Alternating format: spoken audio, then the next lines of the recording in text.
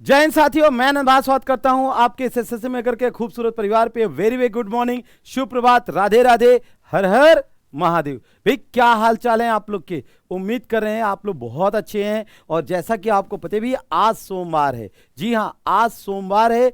और सोमवार जो होता है वो भगवान शिव का दिन होता है, ठीक है। और आज के दिन जब ये क्लास आप लोग कर रहे होंगे तो आपको पता है कि मैं कहाँ हूँ, ठीक है। तो आपका नेक्स्ट डे आपसे हमारी मुलाकात होगी, तब तक क्लास में हम लोग चलते हैं। क्या कह रहा है? उत्तम से सर्वोत्तम वही हुआ जिसने अपनी आलोचनाओं को धैर्यपूर्वक सुना और सहा है। कितना सही कहा है। यानी जो भगवान शिव थे, आपको याद हो कि प्रजापति के द्वारा उनको क्या क्या कहा गया था। फिर माता सती सती हो गई, है ना। फिर उन्होंने सारी बातों को ध्यान से सुना। और आज बम बम भोले, बम बम भोले। अगर यहां पे हम बात करें तो यहां पे आप देख पा रहे हो यूनियन बजट, ठीक है। हाँ जी, यूनियन बजट में आप देख पा रहे हो ये मुस्कुराते हुए चेहरे के साथ यूनियन बजट पेश करने चल रही हैं।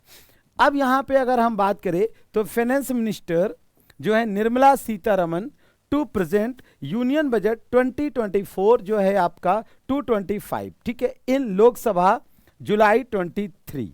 इसका मतलब ये हुआ कि जुलाई 2023 में, ध्यान देना है, जुलाई 2024 में 23 जुलाई को, कै जुलाई को? 23 जुलाई को, ध्यान दीजिएगा, 23 जुलाई को। और 2024 में इन्होंने सरकार का बजट पेश किया। जब इन्होंने सरकार का बजट पेश किया तो अब ये पेश करने वाली कौन से नंबर की वित्त मंत्री बन गई हैं, या एक इन्होंने महिला के रूप में एक रिकॉर्ड यानी माइलस्टोन सेट कर दिया है। सबसे खास बात, ये 7th यानी 7वीं बार, याद रखिएगा, 7वीं बार इनके द्वारा बजट पेश हुआ है। तो 7वीं बार कम नहीं होता है, 7वीं बार आपका कम नहीं होता, 7वीं बार इन्होंने बजट पेश किया। अब यहां पे अगर हम बजट की प्रायोरिटी के बारे में बात करें कि भाई बजट में इन्होंने प्रायोरिटी किसे दिया है, तो यहां पे productivity and resilience in agriculture, productivity and resilience in agriculture, यानी कि इनके द्वारा कृषि के क्षेत्र में, भाई देखिए इंग्लिश में ज़्यादा बजट पेश किया जाता है, तो इनके द्वारा जो कृषि है, कृषि में उत्पादन कैसे बढ़े, और जब उत्पादन बढ़ेगा तो यकीनन यानी कि जो हमारे किसान लोग हैं उनकी आय भी बढ़ेगी, तो इस पे फोकस किया है।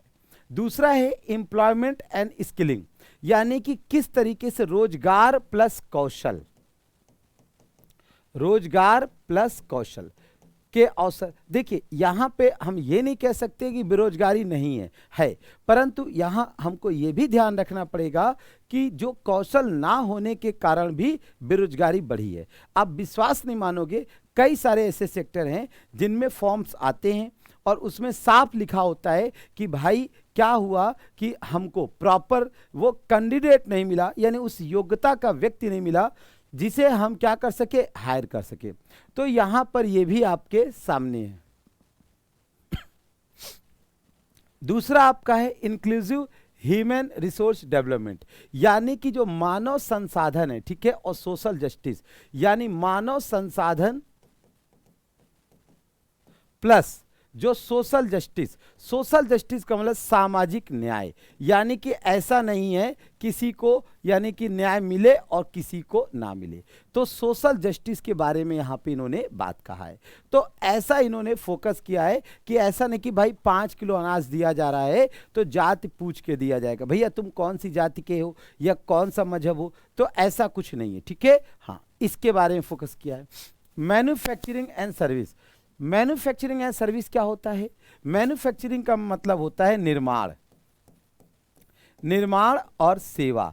तो सबसे खास बात है निर्माण और सेवा को इन्होंने टारगेट किया है कि ज़्यादा से ज़्यादा यानी कि निर्माण अगर होगा, यानी कि जैसे जैसे भारत में कई सारे कंपनीज या आपका इंडस्ट्रियलाइजेशन होगा तो यकीनन क्या होगा, सर्विस सेक्टर ग्रो करेगा, दोनों तरीके से ग्रो करेगा। वहाँ पे कुछ आपके लेबर जो जॉब्स आपके क्रिएट होंगे, और इतना ही नहीं, जो टाई शूट जॉब भी होंगे, यानी वाइट कॉलर। वाइट कॉलर का मतलब होता है जो सफ़ेद, यानी इस तरीके से जो बिल्कुल चिको लाइट बन के जाते हैं। अर्बन डेवलपमेंट, अर्बन का मतलब होता है शहरी विकास, यानी कि शहरी विकास को टारगेट इन्होंने किया। ये शहरी विकास क्या है? शहरी विकास का मतलब यहां पे अगर हम बात करें तो शहरी विकास का आशय आपके शहर के विकास से, कहने का अर्थ है ये नहीं कि केवल दिल्ली है, कलकत्ता है, चेन्नई है, लखनऊ है, गुड़गांव है, ऐसा नहीं। यानी कि भारत के जो विभिन्न राज्य के जो विभिन्न शहर है या छोटे छोटे गांव है, कहीं कुछ वो गांव थोड़े से डेवलप कर रहे हैं तो वहां पर भी इस प्रकार की अमेनिटीज प्रोवाइड किया जाए जिससे कि वहां पर भी सुविधाएं बढ़े। लोग जो है पलायन कर रहे हैं, जो लोगों का माइग्रेशन है, स्टेट टू स्टेट है, सिटी टू सिटी है, ये क्या हो सके, रुक सके। तो इस बात पर भी फोकस किया है, तो अच्छी बात है कम से कम। फिर एनर्जी सिक्योरिटी, यानी एनर्जी सिक्योरिटी का मतलब ऊर्जा, यानी ऊर्जा की उपलब्धता के बारे में कहा गया है। अब ये ऊर्जा की उपलब्धता क्या होती है जरा ध्यान दीजिए, और इसमें से एक क्वेश्चन आपका बनेगा। आप सोच रहे होगे सर फालतू में पढ़ा रहे, नहीं, इसमें से आपका भैया एक क्वेश्चन बनेगा, मोस्ट इंपॉर्टेंट स्लाइड है, तो पेपर में आपसे इसमें से कोई क्वेश्चन बनेगा। अब ऊर्जा की उपलब्धता क्या है, जैसे कि हम 24 आवर्स किस तरीके से एनर्जी अफोर्ड कर सकते हैं। जैसे आप लोग गांव में देखते हो, सुबह मतलब शिफ्ट चलता है, दिन में लाइट आती है तो रात में नहीं, रात में आती है तो दिन में नहीं, ऐसा चलता है ना। यहां पर उसी चीज को टारगेट किया गया है कि भाई कैसे क्या होगा। नेक्स्ट है आपका इंफ्रास्ट्रक्चर्स, यानी संरचनात्मक। ये संरचना क्या है, या जिसे अवसंरचना भी बोलते हैं। संरचना का अर्थ क्या हो गया कि संरचना का मतलब हो गया कि किस तरीके से आप, यानी कि बिल्डिंग्स है, हाउसेस है, या फिर रोड है, या स्ट्रीट्स है, आप किस तरीके से यानी डेवलपमेंट कर रहे हो, ये आपको बात किया जाएगा। फिर है innovation, research and development. Innovation का मतलब आविष्कार है, जो है आपका जो शोध है और विकास से संबंधित है। और नेक्स्ट जनरेशन रिफॉर्म्स, यानी कि अगली जो जनरेशन आएगी उस जनरेशन के लिए हम लोग क्या कर सकते हैं, वो आपका ये भी बताया जा रहा है। ठीक है, बिल्कुल, ये भी तो कैसे क्या होगा इसके बारे में यहां पर हो रहा है। ठीक है, तो ये आपको ध्यान देना है।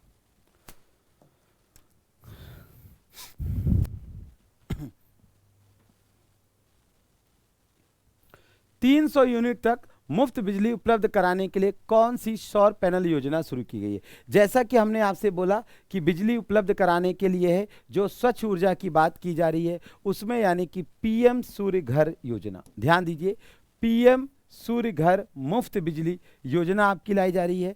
इसी तरह कौन सी योजना शहरी गरीबों और मध्यम वर्ग की आवास आवश्यकताओं को दूर करेगी, पीएम आवास योजना 2.0 जारी किया जा रहा है ना। तो ये भी आपका टारगेटेड है कि भाई कैसे क्या होगा उसको लेकर। अब यहाँ पर आपके सामने एक एक करके क्वेश्चंस आएंगे, उन क्वेश्चंस के बारे में हम लोग डिस्कस करेंगे और उन क्वेश्चंस को हम लोग समझने का प्रयास करेंगे। तो पहला क्वेश्चन आपके स्क्रीन पर कह रहा है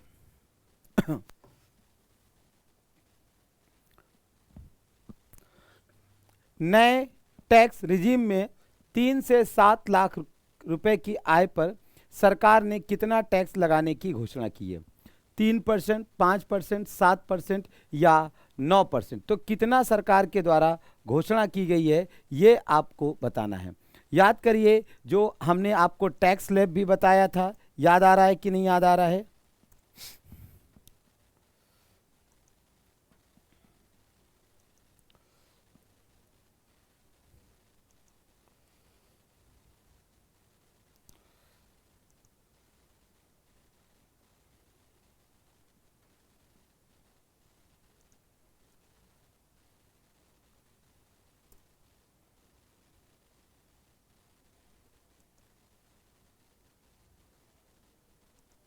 चलिए, तो यहाँ पे आंसर होगा 5%। क्या होगा जी, यहाँ पे आंसर जो होगा आप सब लोगों का बिल्कुल ठीक है, 5%। कितना होगा, 5%। 3 से 7 लाख के रुपए पर सरकार ने बोला कि भाई 5% जो है हम आपका टैक्स जो होगा वो इंप्लीमेंट करेंगे।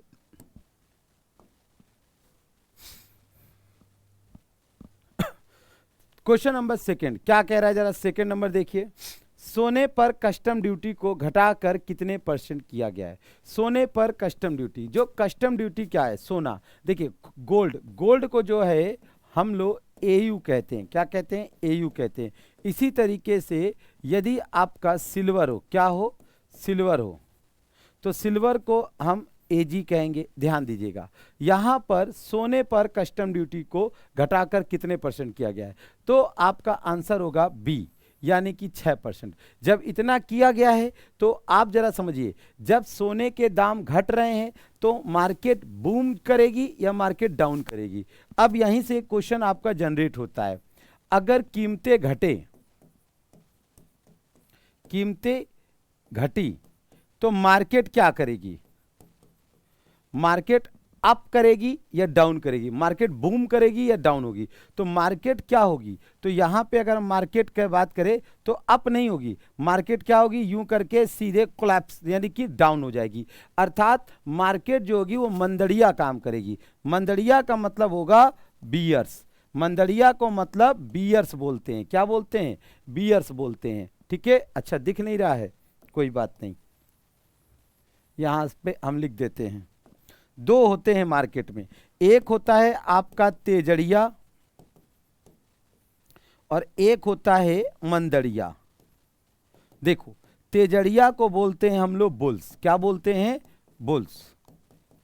और मंदड़िया को बियर्स।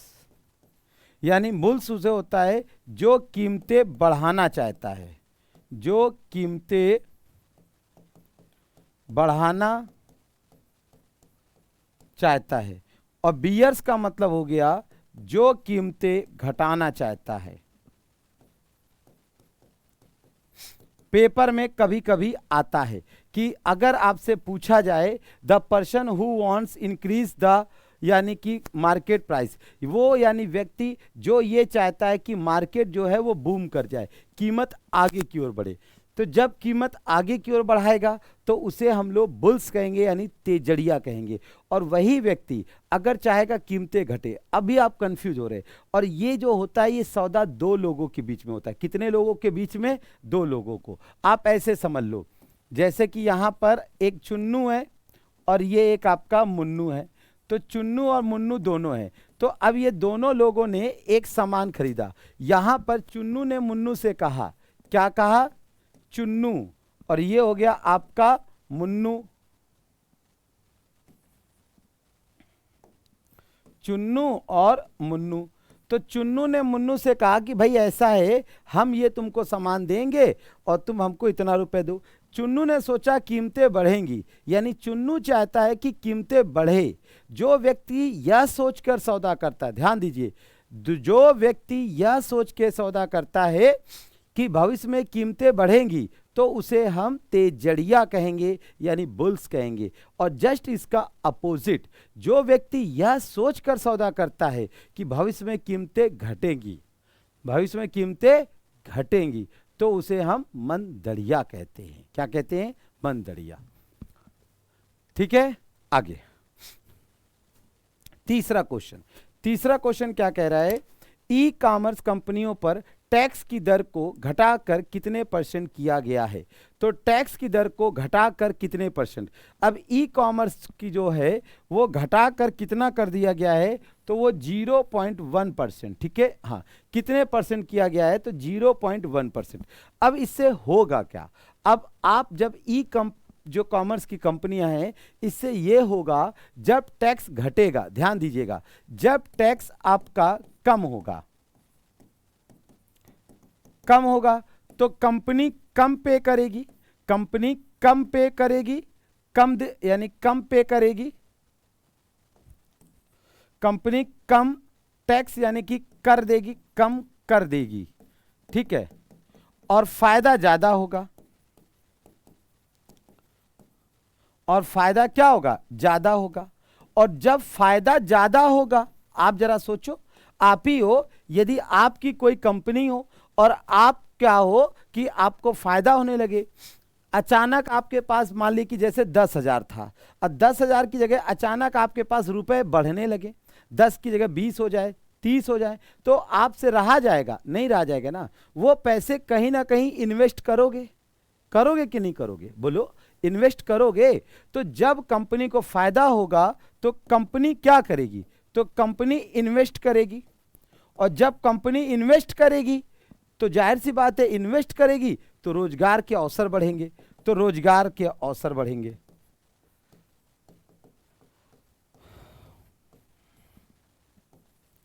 तो सरकार का ये प्लान है।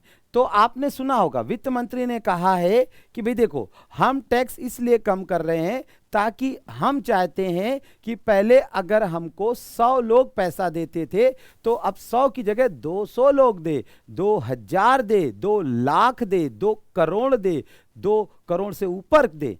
कहने का मतलब है कि जब हमारे पास पैसा आएगा तो हम भी इसको इन्वेस्ट करेंगे। ये ध्यान देना भैया, आज की क्लास जो है वो इकोनॉमिक बेस होके जाएगी। कारण क्या है कि बजट, ठीक है। हाँ, बजट कौन से आर्टिकल में आता है जरा कमेंट कर दीजिए भाई चलते चलते। तो बजट जो है, आर्टिकल जो है 112 में, और खास बात, संविधान में बजट शब्द का जिक्र ही नहीं है, कहा गया है वित्तीय लेखा जोखा। चौथा क्वेश्चन क्या कह रहा है? वित्त वर्ष 2024-25 में राजकोषीय घाटे के कितने प्रतिशत रहने का अनुमान है? भाई कितने प्रतिशत घाटे का रहने का अनुमान है? बताइए भाई।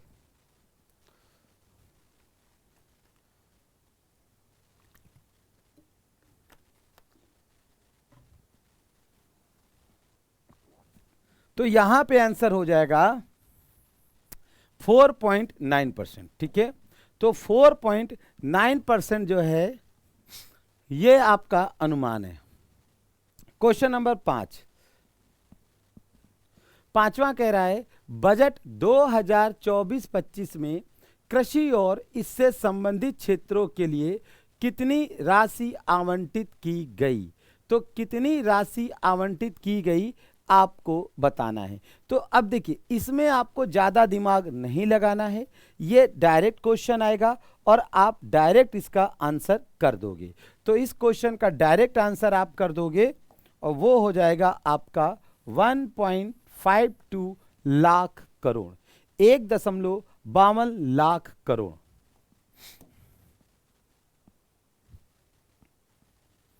क्वेश्चन नंबर 6 क्या कह रहा है? न्यू टैक्स रिजीम में स्टैंडर्ड डिडक्शन की लिमिट 50,000 रुपए से बढ़ाकर कितनी कर दी गई है? कितनी कर दी गई भाई? 50,000 से बढ़ाकर कितनी कर दी गई है? तो आप जरा सोचिए, पहले 50,000 था, अब 50,000 से अगर कुछ भी बढ़ेगा तो फायदा होगा ना। मान लीजिए फायदा होगा, पहले आप 50,000 तक का छूट पाते थे, अब आपको ज्यादा पे मिलने लगा, यानी ज्यादा पे किस पे मिलने लगा? तो अब बढ़ा के कर दिया गया 75,000। कितना कर दिया गया? 75,000। तो 75,000, तो आंसर क्या हो जाएगा? ए हो जाएगा, यानी 75,000। Question number 7 on the screen है।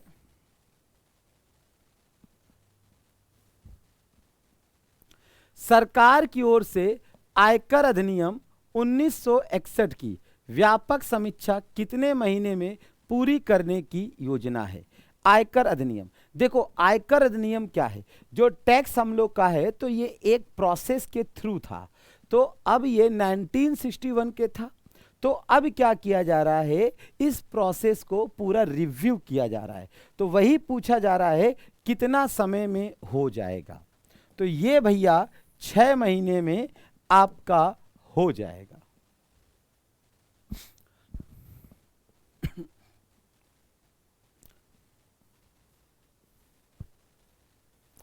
आठवां क्वेश्चन है, वित्त वर्ष 2024-25 में कितना पूंजीगत व्यय निर्धारित किया गया है? कितना व्यय निर्धारित किया गया? अब देखिए, ये क्वेश्चन आपके एग्जाम का मोस्ट इंपॉर्टेंट क्वेश्चन है, ध्यान दीजिएगा। ये आपके एग्जाम का मोस्ट इंपॉर्टेंट क्वेश्चन है और ये आपका है 11.11 लाख करोड़। कितना है? 11.11 लाख करोड़।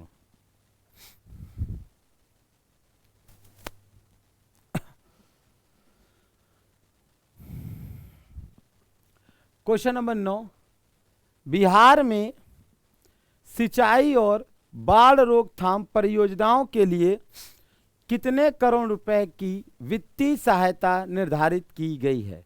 अब जरा समझिए, बिहार आपको पता ही है, बिहार जो है, बिहार में नीतीश कुमार है। कौन है? नीतीश कुमार है।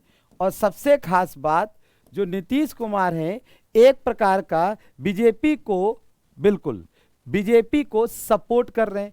अब चूंकि बीजेपी को ये पूरी तरीके से सपोर्ट कर रहे हैं, तो इस सपोर्ट के जरिए इनको क्या मिला है? आश्वासन मिला। इनको क्या आश्वासन मिला? कि बिहार को विशेष राज्य का दर्जा दिया जाएगा। जरा ध्यान दीजिएगा,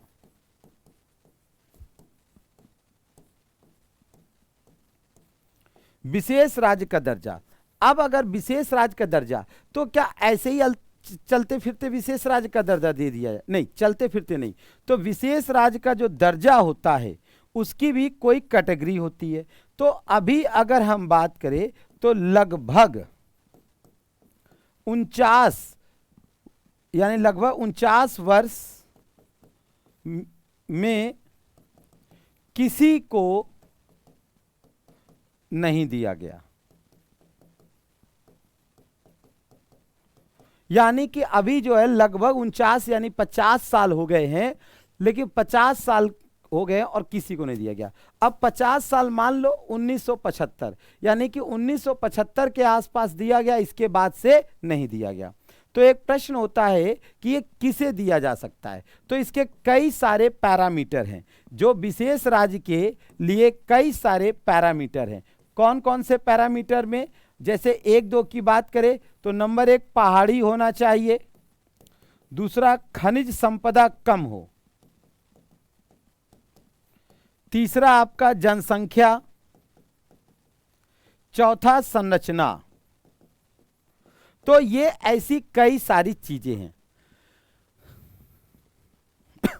जैसे पेपर में आपसे पूछा जाएगा, ये विशेष राज्य वाला क्वेश्चन आएगा, हम आगे चल के डिटेल में आपको बताएंगे। आप लोग कमेंट करिएगा क्या ये पॉइंट आप लोग अच्छे से जानना चाहते हो। तो भैया ऐसे कई सारे पॉइंट है जिस पॉइंट के आधार पर किसी राज्य को विशेष दर्जा यानी दर्जा, भाई इनमें से कोई होना चाहिए। मान लीजिए जनसंख्या ज़्यादा है और वो एरिया आपका कम है, उस एरिया का प्रोडक्शन आपका कम है, या ऐसा हो सकता है कि वो एरिया ऐसा है जो चारों ओर से आपका माउंटेन से या हिली से कवर्ड हो, है ना, ऐसा भी हो सकता है। तो ये कई सारे आपके एरिया हैं, ये कई सारे पैरामीटर हैं जिनके आधार पर हम किसी भी राज्य को विशेष राज्य का दर्जा दे सकते हैं। और इस क्वेश्चन के बारे में अगर हम बात करें, क्वेश्चन नंबर जो 9 का आंसर होगा ये आपका होगा सी, 11,500 करोड़। समझिए, यानी कि बिहार को विशेष राज्य का दर्जा नहीं दिया गया, परंतु बिहार को खुश करने के लिए, ध्यान दीजिएगा, बिहार को खुश करना, बिहार को खुश का मतलब नीतीश कुमार को खुश करने के लिए भैया इतना का स्पेशल पैकेज दे दिया गया। लो भैया पैसा, भाई देखो, लेकिन जब ये विशेष राज्य दे दिया जाता है ना, तो इसमें अनुदान की भी कैटेगरी चेंज हो जाती है। यानी सरकार अगर 100% दे रही है तो 100% में पता चले 10-20% ही वापस करना है, बाकी सब अंदर। अब समझ लीजिए, इसीलिए चाहते हैं ए भाई दे दो ना। Question number 10। अब जो नवा क्वेश्चन है, तो 10वें में हमारे पीछे कौन रहेंगे? तो भैया चंद्रबाबू जो नायडू हैं, यानी चंद्रबाबू नायडू जब हैं,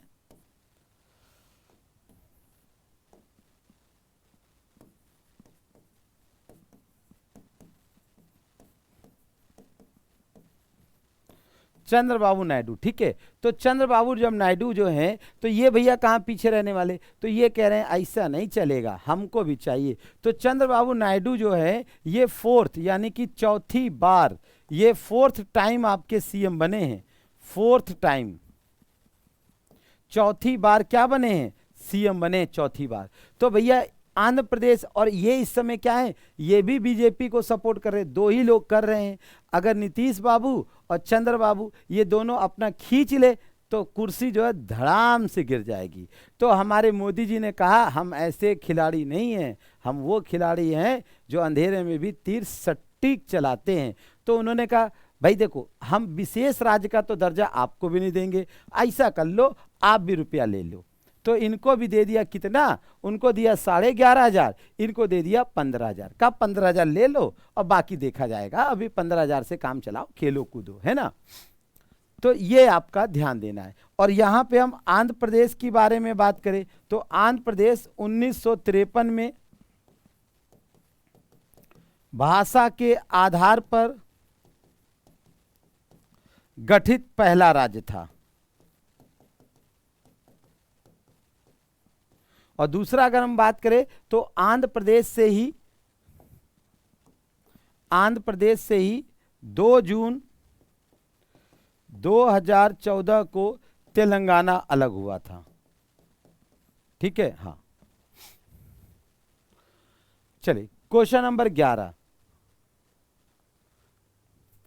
2022-23 से 2025-26 तक 4 वर्षों की अवधि के लिए पूर्वोत्तर में बुनियादी ढांचे और सामाजिक विकास परियोजनाओं को वित्त पोषित करने के लिए शुरू की गई योजना का नाम क्या है। तो आपको बताना है कौन सी योजना शुरू की गई है। यहां पे बात हो रही है पूर्वोत्तर की, ध्यान दीजिएगा।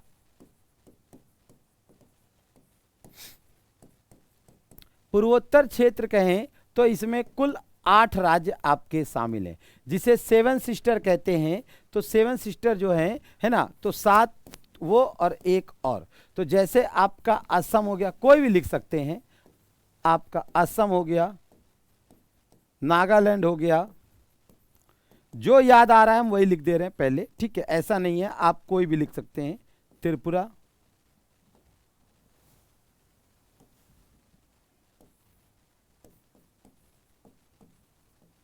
सिक्किम,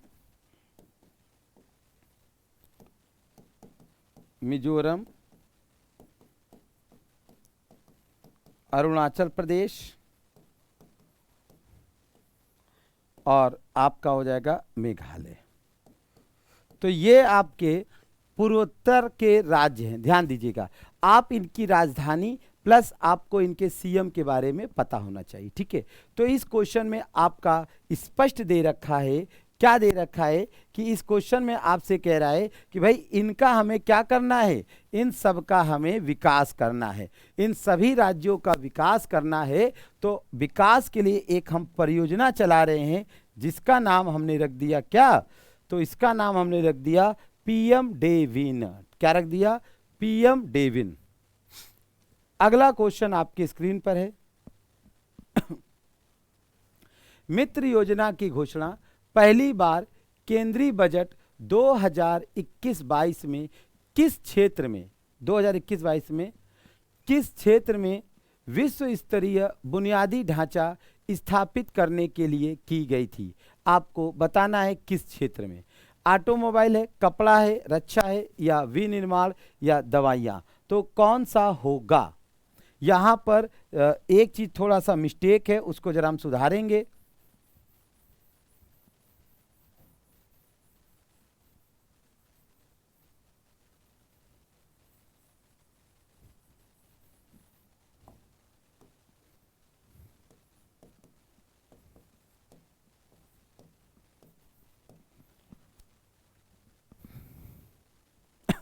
आपको बताना है कौन सा आंसर सही होगा।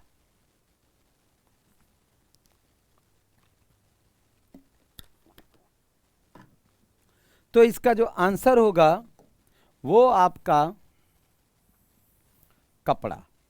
क्या हो जाएगा जी, कपड़ा। ध्यान दीजिएगा, इसका आंसर हो जाएगा कपड़ा उद्योग। जो मित्र योजना की घोषणा जो है वो आपका 4 वर्ष,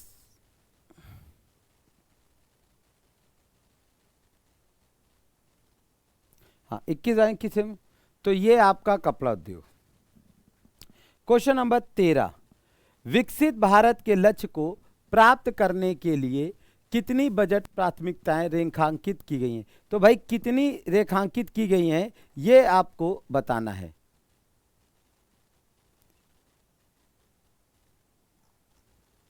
हाँ, कितनी की गई हैं।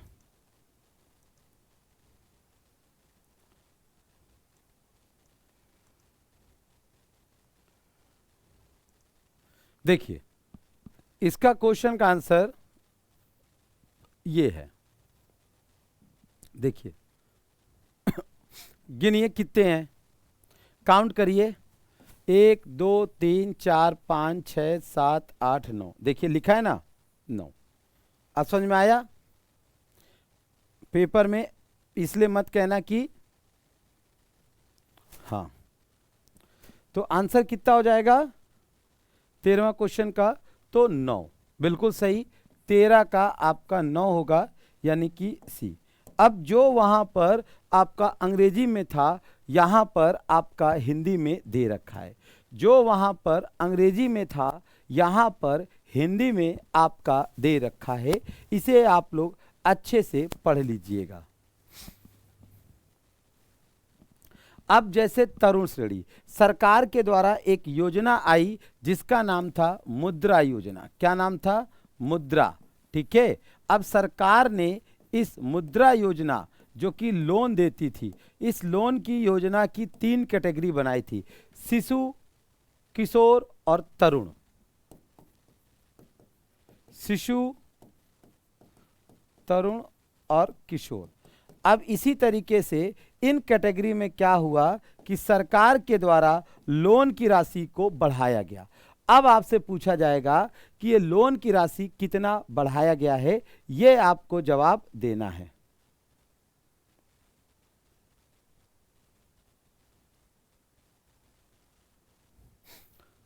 तो याद रखिएगा सी। क्या होगा आंसर? सी, यानी 20 लाख रुपए क्या रखी गई है? जो नई सीमा रखी गई है वो 20 लाख आपकी रखी गई है। आगे question number 15 on the screen क्या कह रहा है? 15वां देखिए, किन तीन कैंसर दवाओं को सीमा शुल्क से पूरी तरह यानी छूट दी गई है। यानी कि इसमें आपसे यह कहा गया है कौन सी वो दवाएं हैं जो कि कैंसर के इलाज के लिए प्रभावी हैं और उन्हें छूट दी गई है। अब जरा समझिए कैंसर का अर्थ क्या होता है, और वैसे कैंसर डे कब होता है बताइए जरा आप लोग? कैंसर डे 4 फरवरी। अब जो कैंसर होता है वो आपका अनियंत्रित कोशिकाओं का विस्तार, अनियंत्रित कोशिकाओं का विस्तार यानी अनकंट्रोल जो आपका सेल्स होते हैं उनका विस्तार ही क्या कहलाता है? आपका कैंसर का। जैसे कि गांठें हो गई, मान लो कहीं हो गई गले में, हो गई कान में, हो गई खोपड़ी पे, हो गई गले में, हो गई चेस्ट पे, हो गई। महिलाओं को चेस्ट का यानी महिलाओं को चेस्ट नहीं ब्रेस्ट कहते हैं, तो ब्रेस्ट पे गांठें पड़ जाती हैं, है ना। तो आपको अगर गांठें पड़ गई हैं, जो महिलाएं जो भी XYZ हैं चाहे पुरुष हैं, तो आप उसे शर्माइए नहीं, है ना, डॉक्टर को दिखाइए। हो सकता है कि वो प्रॉब्लम बाद में क्रिएट कर दे। क्यों? क्योंकि धीरे धीरे जब एक्सपेंशन होगा, उनमें फैलाव होगा, तो जो हमारे अंदर पतली पाइपलाइन पड़ी है उसके अंदर से जो ब्लड का सर्कुलेशन हो रहा है वो आपका रुक जाएगा। और ब्लड अगर सर्कुलेट रुक जाएगा तो फिर आप समझ लो। तो इसका जो आंसर होगा ये क्या होगा? तो इस क्वेश्चन का जो आंसर होगा ये आपका ए होगा। क्या होगा? ठीक है। ट्रेस्टू, जूमैब, डेरेक्टेक्स्टेन और ओसीमार्टिनिब और डुरवा, अरे भाई आधे लिखा ही तो हमने।